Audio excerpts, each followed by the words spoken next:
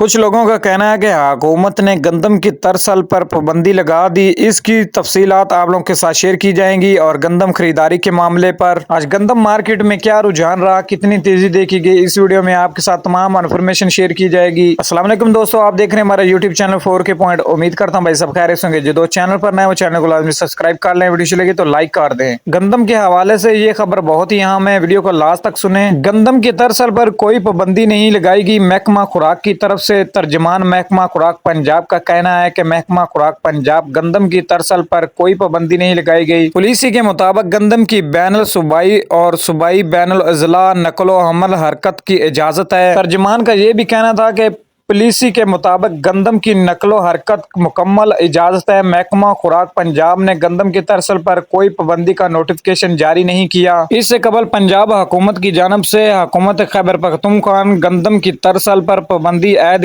کرنے کی خبر سامنے آئی۔ سیکٹری فوڈ کی جانب سے پنجاب سمگلنگ کی روک تھام کے لیے اہل افسران کو ذمہ داری سونپنے کی ہدایت کی گئی۔ محکمہ داخلہ پنجاب ڈائریکٹر فوڈ کے نام پر احکامات جاری کر دیے تھے۔ محکمہ داخلہ پنجاب کی جانب سے کہا گیا کہ تمام اضلاع میں 5 روز کے اندر چیک پوسٹوں کو فعال کیا جائے، تمام چیک پوسٹوں پر نیا ایماندار عملہ تعینات کیا جائے، اور یہ بھی کہا گیا کہ چیک پوسٹوں پر فعال کے مقصد اسمگلنگ کی روک تھام اور گندم کے بغیر یعنی پرمٹ کے بغیر صوبے سے گندم باہر نہیں جا سکتا۔ خیبر پختونخوا پنجاب کے کاشتکاروں سے 7,000 میٹرک ٹن گندم خرید لی گئی ہے۔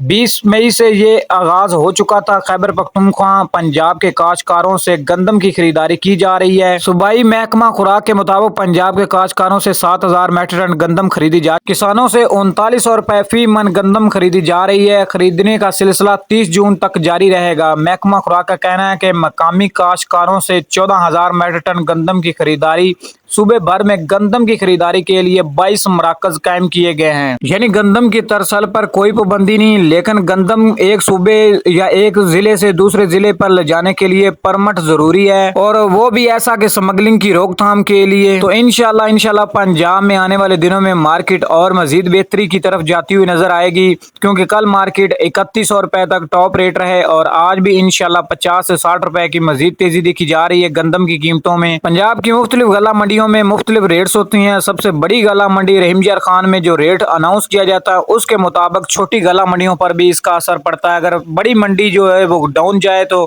چھوٹی منڈیوں میں بھی ڈاؤن قیمتیں دیکھی جا سکتی ہیں۔ تو یہ تھا گندم کے حوالے سے نیا نوٹیفکیشن جو گندم کی آگاہی کے لیے تھا، کیونکہ اس ٹائم منڈیوں میں گندم کی ارائیول بہت کم ہو چکی ہے، اور کیونکہ اسٹاکیوں اور کسانوں کے پاس ہی گندم موجود ہے، وہ اسی انتظار میں ہے کہ ریٹ اچھے ملیں تو سیل کر دیں۔ تو انشاءاللہ نیکسٹ دوپہر کی ویڈیو میں آپ کے ساتھ پاکستان کے مختلف غلہ منڈیوں کے تازہ ریٹ شیئر کیے جائیں گے۔